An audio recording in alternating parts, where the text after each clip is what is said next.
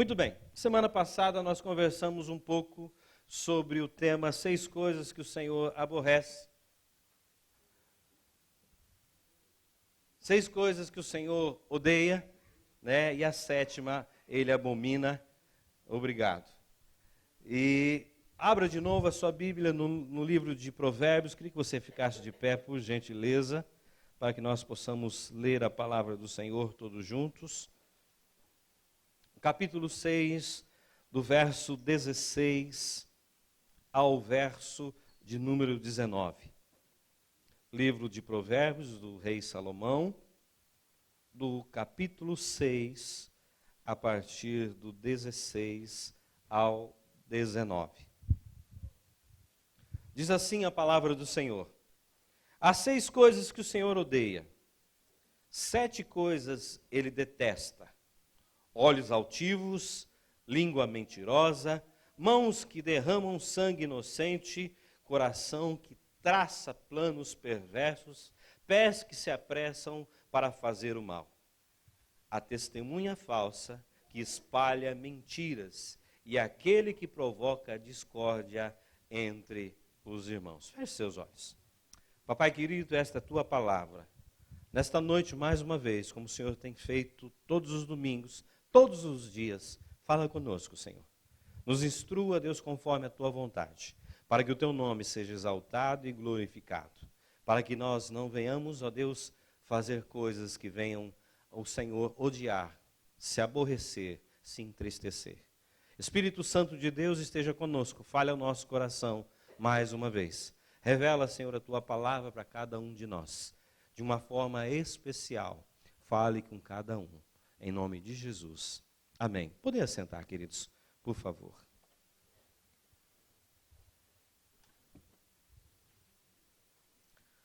Semana passada nós falamos sobre olhar altivo, aquele que se coloca numa posição de melhor, achando que é melhor do que os outros, que tem orgulho no seu coração. E falamos também da língua mentirosa, e nós demos exemplos da palavra de Deus a respeito das pessoas que mentiram e o que a mentira pode trazer. E nesta noite nós vamos falar sobre a terceira coisa, que são mãos que derramam sangue inocente. A Roberta fez para mim esse PowerPoint e ali tem a imagem de Hitler, que matou milhões de judeus, porque ele queria fazer uma raça nova, todos branquinhos de olhos azuis. Então, ele queria fazer algo totalmente detestável diante de Deus, e ele levou à morte de muitas pessoas, de uma forma trágica, com câmara de gás, né, mulheres grávidas, assim, um momento muito terrível da história desse planeta, que se chama Holocausto, onde muito sofrimento, muitas famílias sofreram muitos. Mas o texto nos fala aqui, e ele está falando daqueles que amam a Deus, que têm um compromisso com Deus, pessoas que conhecem a verdade de Deus, mas mesmo assim ele derrama sangue inocente.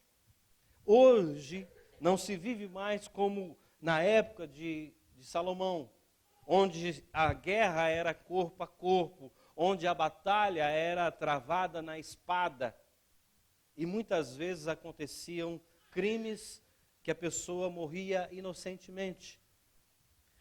O texto que a Bíblia vai dizer de um comandante do rei Davi, chamado Joabe.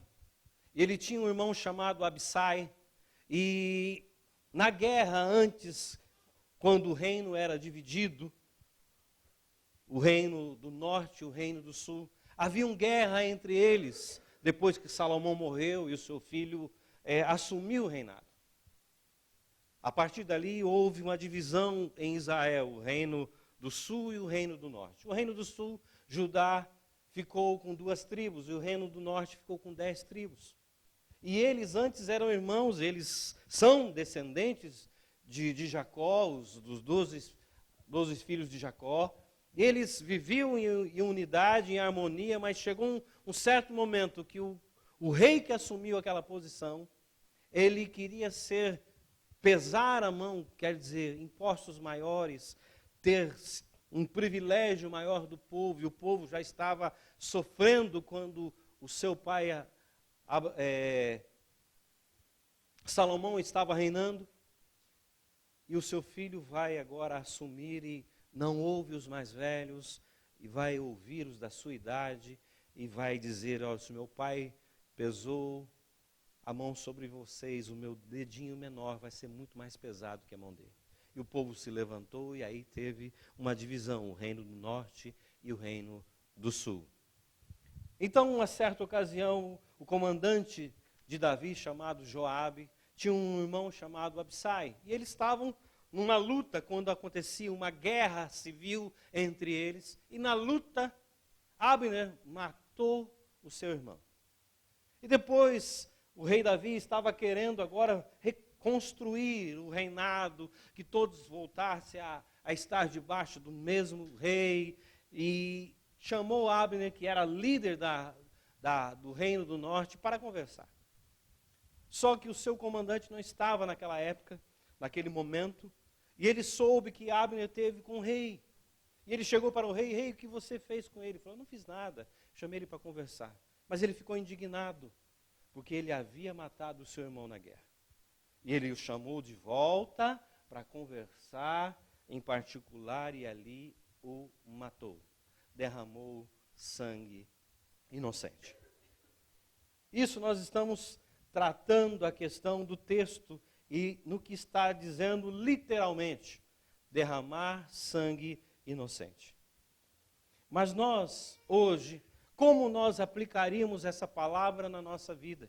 O que seria para nós derramar sangue inocente? Não tem como falar desse assunto se não irmos lá para Gálatas 6:7, que vai falar da lei da semeadura. Livro de Gálatas, capítulo 6, verso de número 7. Paulo escrevendo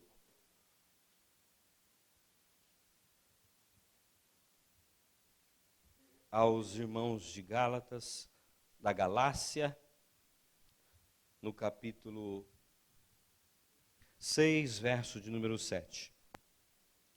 Diz assim: não se deixe enganar, de Deus não se zomba, pois o que o homem semear, isso também colherá. Quem semeia para a sua carne, da carne colherá destruição. Mas o que semeia para o Espírito colherá a vida eterna. E não nos cansemos de fazer o bem, pois no tempo próprio colheremos, se não desanimarmos. O que hoje muitas vezes nós fazemos, erramos, se nós podemos fazer o bem e nós não fazemos. Se nós podemos ajudar, não ajudamos. Se nós sabemos de algum lugar onde a pessoa pode comprar mais barato, ou a pessoa pode economizar um dinheiro, e mesmo assim, nós não ensinamos. Muitas vezes nós julgamos as pessoas pelos erros das pessoas, condenamos as pessoas pelos erros das pessoas. Ou muitas vezes, por ouvir alguma coisa, já interpretamos de uma forma e aí já julgamos aquela pessoa. Inocente. Talvez nem a pessoa tenha feito isso. E muitas vezes nós nos colocamos como Deus, nos colocamos na posição de juiz e começamos a julgar. Nos colocamos na posição daquele que pode todas as coisas, está no controle de todas as coisas. E eu quero trabalhar um exemplo da vida da Bíblia com vocês. Que muitas vezes nós erramos muito. E dos erros que nós fazemos queremos o perdão das pessoas. Mas quando nós erramos, quando nós cometemos os erros, quando nós fomos aquele que prejudicou, quando nós fomos aquele que errou na situação. Mas quando as pessoas erram, ou quando as pessoas faz falta de alguma coisa, ou quando a pessoa comete um erro muito grande, nós já condenamos aquela pessoa, dizemos, esse não tem mais jeito, essa não tem mais jeito. Porque esteve no nosso meio, aprendeu o que nós aprendemos, viveu o que nós vivemos, esteve no meio da comunhão, mas como foi fazer algo assim? Como viveu viveu desta forma? Muitas vezes nós esquecemos que Pedro vai chegar para Jesus e diz, Jesus, quantas vezes eu devo perdoar? Jesus vai dizer para Pedro, 7 vezes 7, 70. 70 vezes 7. O que quer dizer isso? É um número literal? Não, não é um número literal. Está dizendo que não tem limite para o perdão, desde que a pessoa venha se arrependendo. Desde que a pessoa vai agora entender que errou. O Senhor a perdoou. Por isso que Jesus vai até a cruz, perdoa os nossos pecados, derrama o seu sangue precioso, nos purifica de todo pecado. Ele nos amou. Mas muitas vezes nós os condenamos. E às vezes condenamos a pessoa talvez ainda como inocente. Porque nós não sabemos a real história. Não conhecemos o que realmente aconteceu. Ouvimos falar. E pelo ouvir falar, nós tiramos as nossas conclusões. A questão não é o erro. A questão é como eu entendo a graça e o perdão de Deus. Porque a Bíblia vai dizer para mim e para você, cuidado, que você que está em pé, para que não caia. Eu posso tropeçar, você pode tropeçar, podemos cair.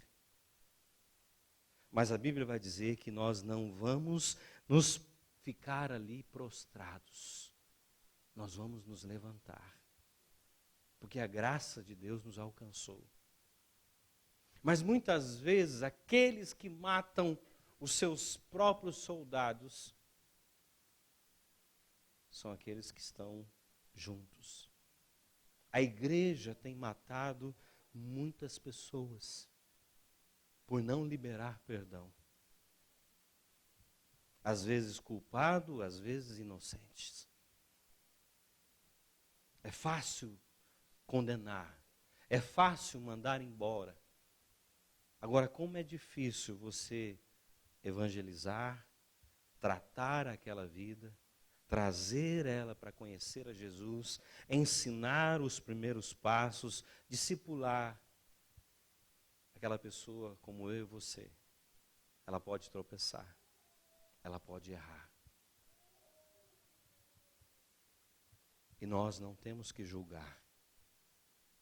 Temos que estar pronto a estender a mão e liberar perdão. Claro que precisa da pessoa se arrepender, entender o que errou.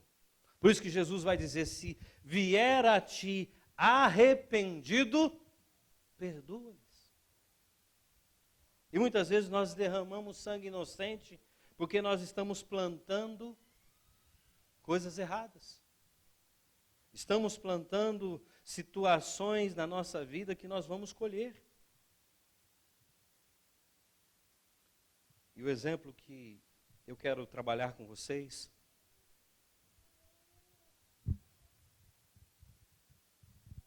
é que nós somos rápidos a condenar.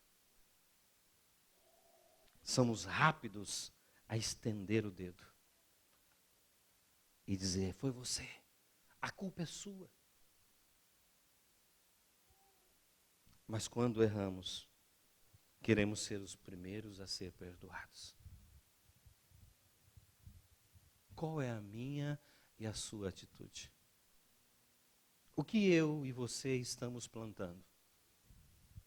O que nós estamos semeando?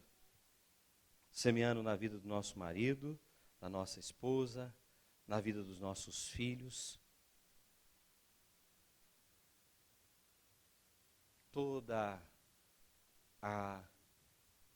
O que nós plantamos, nós vamos. O que nós plantamos, nós vamos colher. Então, pense bem o que eu e você estamos plantando. Se você quer colher bons frutos, tem que plantar boas sementes.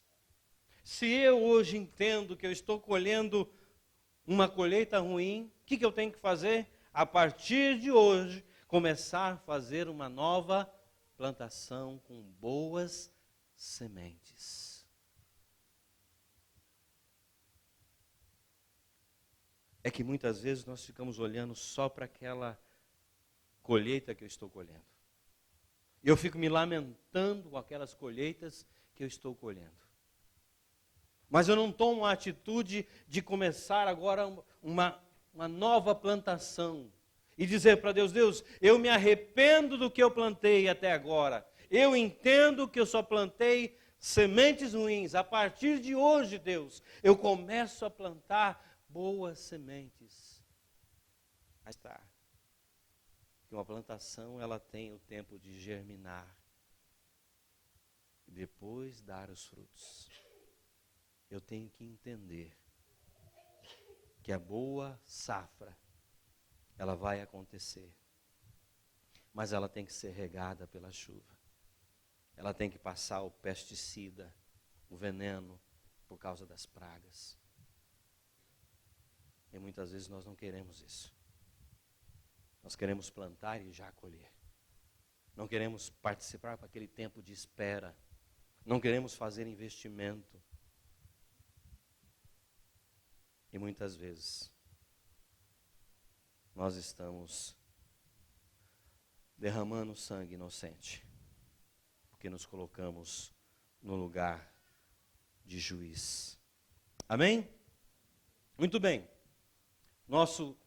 Quarta coisa que o Senhor odeia: coração que traça planos perversos.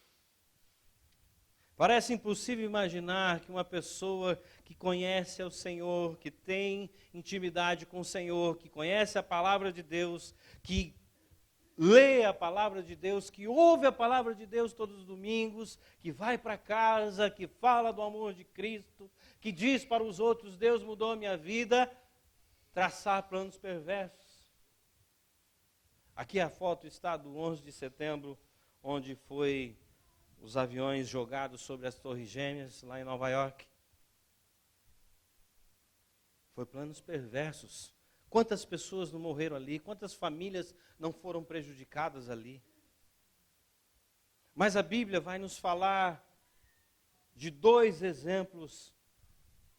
Primeiro, é um que nós já conhecemos e muitas vezes nós já trabalhamos aqui de várias formas. É o rei Davi, você conhece a história. Que representa um homem, a Bíblia diz que é o homem segundo o coração de Deus. Ele traçou planos perversos para ficar com uma mulher que não era sua. Mandou matar o seu marido, escondeu que ela estava grávida de um erro que ele teve. Mas a Bíblia vai dizer que tudo o que ele fez, as consequências vieram sobre a vida dele. Mas eu não quero falar dele, que já falei muitas vezes, Davi. Quero falar dos irmãos de José. A Bíblia vai dizer que José é filho da velhice de Jacó. E o seu pai fez para ele uma túnica listada, bem diferente dos seus irmãos. E os irmãos tinham raiva dele, tinham inveja dele. Porque ele era daquele que tudo que acontecia, que os irmãos faziam de errado, ele chegava para o pai e trazia as informações. E ele teve sonhos, e esses sonhos colocava ele numa posição elevada e os seus irmãos o serviam. Com coisas que ele estava vivendo dentro da sua época, molhos, feixes, de plantação. Depois tem outro sonho com seu pai e com sua mãe. A lua e o sol se prostravam diante dele. E os seus irmãos, com raiva, com ódio dele, começaram a traçar planos. Quem são esses que estão traçando planos perversos para matar um irmão de sangue? Não era da mesma mãe, mas do mesmo pai. São esses que vêm a raiz de Israel, esses que fazem parte das 12 tribos de Israel, que são mencionados na palavra de Deus, são esses que veio lá de Abraão, que nós falamos de quarta-feira, descendentes de Abraão, que através deles Deus ia ser glorificado. São esses que estão agora traçando planos para matar um irmão, porque eles não gostam desse irmão. Porque o pai trata ele diferenciado. Não estou dizendo que o tratamento do pai diferenciado é correto. Estou dizendo que os irmãos traçaram planos. José foi levar comida para os seus irmãos. Estava ali levando comida para os seus irmãos. E quando os avistou de longe, começaram a traçar planos. Vamos matá-lo. Ainda bem que teve um naquele meio e disse, não, é nosso irmão, não vamos fazer isso. Mas mesmo assim o jogaram numa cisterna que não havia água. E quando esse irmão que não estava de acordo saiu, veio uma caravana, uma carruagem, ismaelitas, e eles tiveram a ideia. Já que nós não vamos derramar sangue, então vamos vendê-lo como escravo. Nós temos uma ideia muito longe do que é escravidão.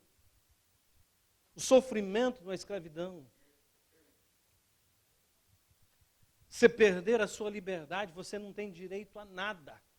Ser escravo é não ter direito a nada. Você está à mercê do seu Senhor.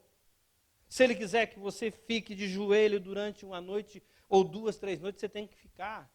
Se Ele falar que não vai te dar comida, você vai ter que passar fome, e você não pode reclamar. Ele estava tirando José da convivência da sua família, estava ele entregando ele agora na mão de pessoas que ele não conhecia, e ele seria vendido para outra pessoa. São os descendentes de Abraão, as tribos de Jacó. Estamos falando desses homens que conheciam a Deus, que sabiam quem era Deus, que foram ensinados por Abraão, por Isaque e pelo seu pai. Eles agora traçam planos perversos para vender esse irmão. Eu não gosto dele, vou vender ele. E ele não para por aí. Para manter esse plano, eles agora têm que inventar uma morte. Arranca aquela vestimenta listada, aquela túnica listrada de José, e mata um animal, derrama o sangue sobre aquela veste e leva para o seu pai, dizendo, olha, uma fera selvagem do campo devorou o seu filho.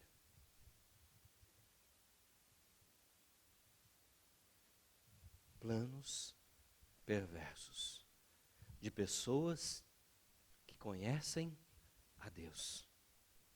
E muitas vezes nós tramamos planos perversos na nossa mente. Muitas vezes deixamos que o ódio tome o nosso coração, que a raiva nos domine. Por isso que nós vemos no nosso meio de pessoas que dizem, eu amo a Jesus, eu sirvo a Jesus, falando mal de um, falando mal de outro, denegrindo a imagem de um, denegrindo a imagem de outro, só porque eu não concordo com a visão, só porque eu não concordo com o que pensam, só porque eu não concordo com a liturgia, com o modo de cultuar a Deus, só não concordo com a veste que a pessoa usa.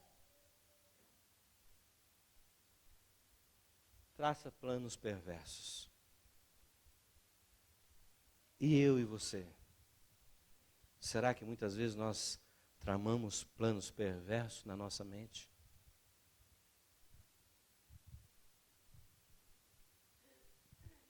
Se nós fazemos isso, é hora de nós chegarmos para Deus e dizer: Deus, nos perdoa.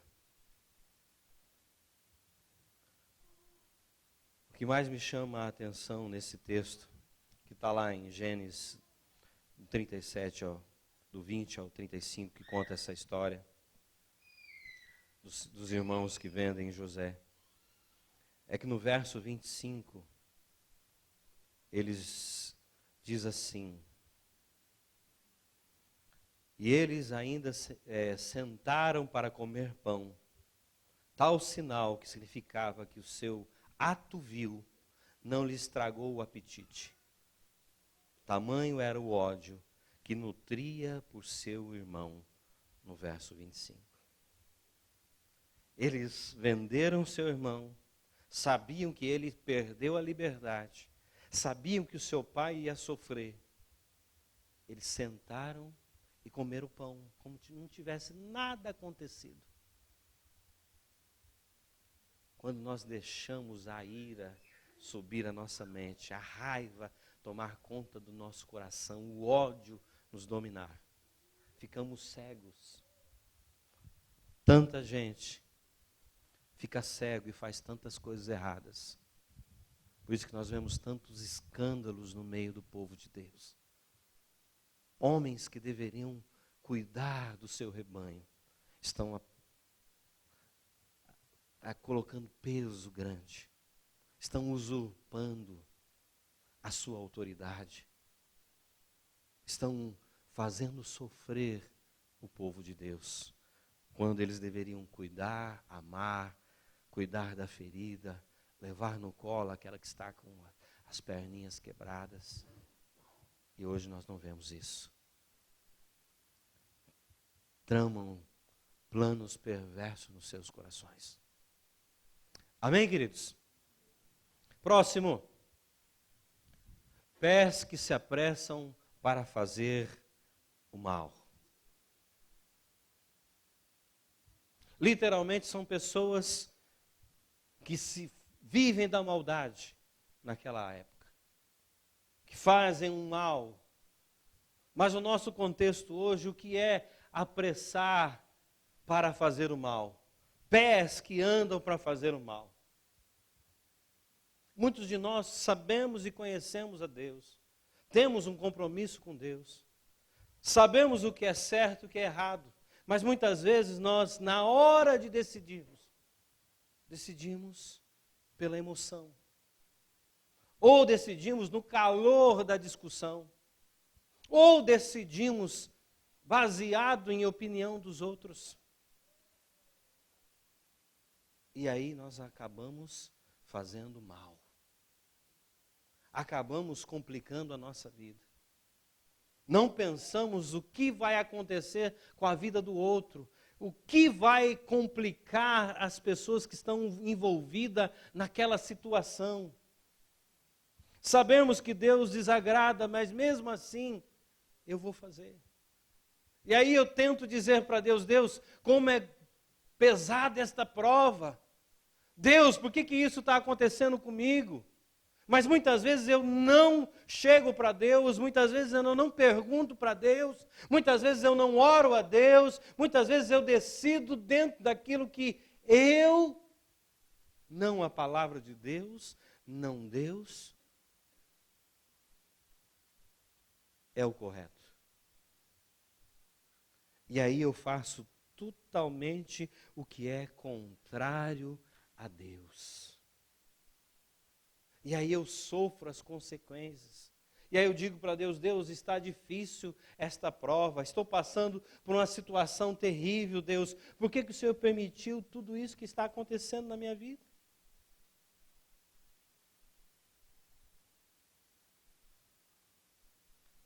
A Bíblia nos fala do primeiro rei de Israel, rei Saul. A Bíblia fala que ele era um homem de grande estatura, ele se destacava no meio de todo mundo.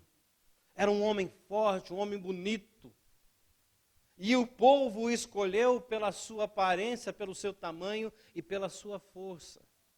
E a Bíblia vai dizer, desagradou a Deus. Porque tinha Samuel, que representava Deus. Samuel que estava ali, que mostrava ao povo a vontade de Deus. Não que representava Deus, mas que ensinava a palavra de Deus ao povo. E eles viviam na teocracia, a palavra de Deus era final. E eles desejaram ter, igual os povos que moravam próximo deles, um rei. E eles olharam para Saul e dissemos, queremos Saul, que seja o nosso rei. Samuel vai fazendo um discurso para o povo, vai entregar o seu cargo, dizendo, eu não peguei nada de vocês. Se tem alguém que está aqui, eu roubei qualquer coisa, eu defraudei, eu julguei de forma errada, que se levante. E o povo vai dizer, não, Samuel, você não fez nada disso. Era o juiz do povo.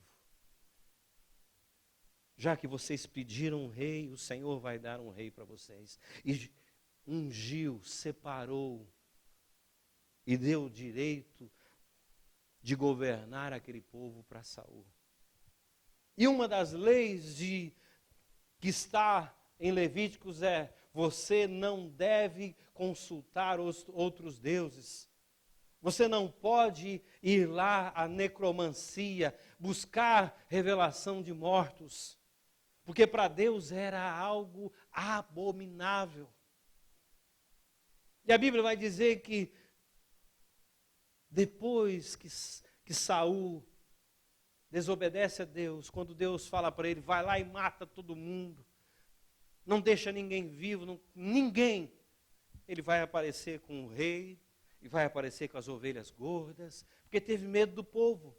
Porque naquela época quem ia guerrear ficava com um despojo, ficava com o ouro, com a prata, com os animais, e era repartido entre aqueles que iam lutar. E nesse caso, os soldados não teriam um despojo. Eles só iam guerrear e matar todo mundo e acabar com tudo e voltar sem nada. O rei ficou com medo do povo, que o povo ia fazer algo contra ele, que desta vez não tinha despojo.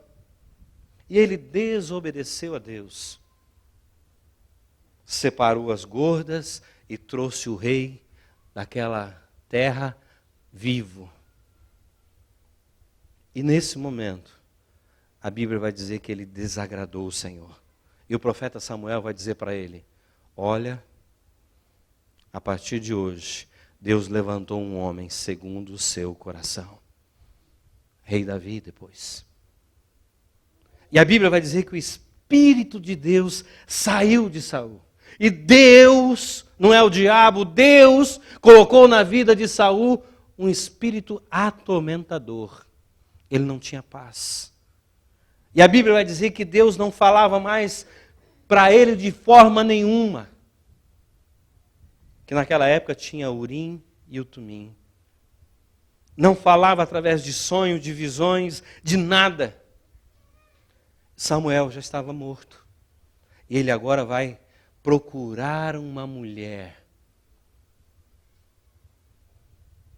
para consultar os mortos, ver se falava com Samuel. E a Bíblia vai dizer que quando Saul assume o trono, a primeira coisa que ele faz é limpar todo esse povo. E para chegar onde estava esta mulher, que supostamente, que não é verdade, quem se levantou naquela ocasião não foi o Samuel, um espírito enganador. Ele teve que se disfarçar, dizer que não era a pessoa que ele era, até chegar àquela mulher.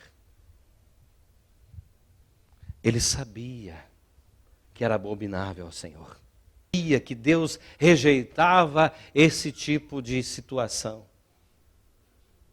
Mas mesmo assim, por quê? Porque Deus não falava mais com ele. E muitas vezes nós queremos dar jeitinho na nossa vida. Deus não nos fala nada, estamos vivendo naquele momento onde há um silêncio de Deus na nossa vida, nada muda, estamos vivendo dificuldade financeira, dificuldade no casamento, dificuldade no trabalho, e aí nós pensamos, Deus não está olhando para mim, Deus está longe de mim, Deus não está ouvindo as minhas orações, e aí nós queremos dar um jeitinho, dar uma mãozinha para Deus. Só que para isso nós temos que viver uma vida fora da sua vontade. Nós não suportamos mais esperar.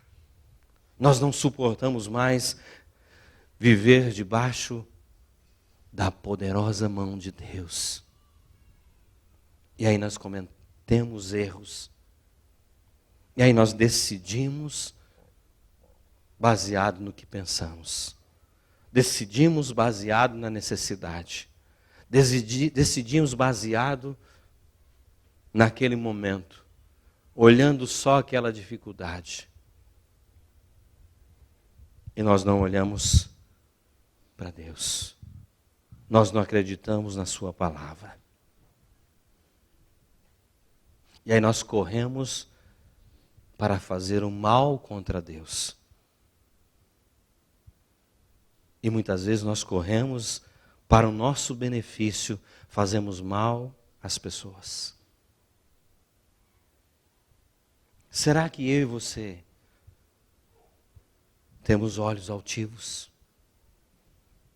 Nos colocamos numa posição melhor do que os outros, dizendo, se fosse eu, não fazia. Não fazia desse jeito, eu faria diferente. Ah, se eu estivesse à frente, jamais eu pregaria esta palavra que o pastor está pregando. Muitas vezes eu falo algo que não é verdade. E para sustentar aquela mentira, eu conto uma outra. E aí eu já comprometi um monte de situações.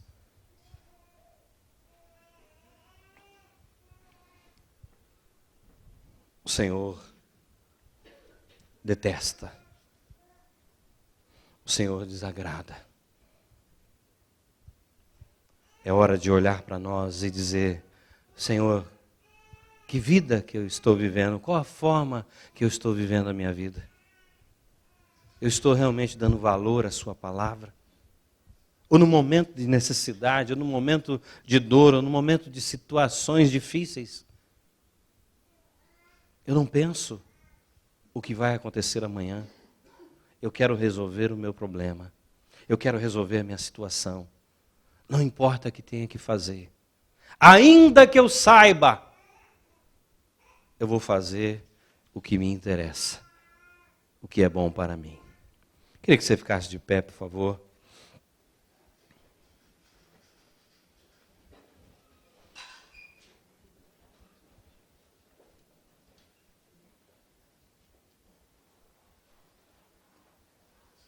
A pergunta para nós é, quem somos nós? Como nós estamos vivendo a nossa vida? Quero chamar o louvor aqui à frente.